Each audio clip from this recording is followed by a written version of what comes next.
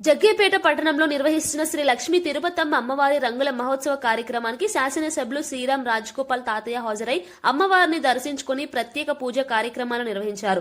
రంగుల మహోత్సవం సందర్భంగా పట్టణం భక్తులతో కిటకిటలాడగా ఆలయ ప్రాంగణంలో భక్తి శ్రద్ధలతో పూజలు కొనసాగాయి. ఈ కార్యక్రమంలో డ్వాక్రా సాధికార సంస్థ రాష్ట్ర అధ్యక్షురాలు ఆచంట సునీత కూడా పాల్గొని అమ్మవారికి ప్రత్యేక ప్రార్థనలు చేశారు. అలాగే కాకులపాటి కృష్ణమోహన్, ఆకుల బాజీ, రామకృష్ణ ఉమా, గజ్జ శ్రీకాంత్ తదితరులు ఎమ్మెల్యే వెంట ఉన్నారు.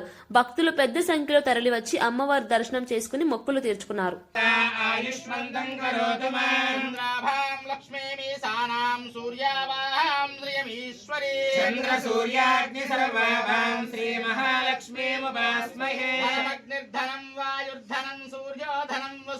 ధనమింద్రో బృహస్పతిర్వరుణం ధనమస్తుతే భవతి శతాయ పురుషేంద్రియ ఆయుష్యేవేంద్రియే ప్రతిష్టతి అయమేవావరుంధే సీతే వాతే పునన్నివేత్యాః క్షేమో వై రాష్ట్రస్య సీతో వాతః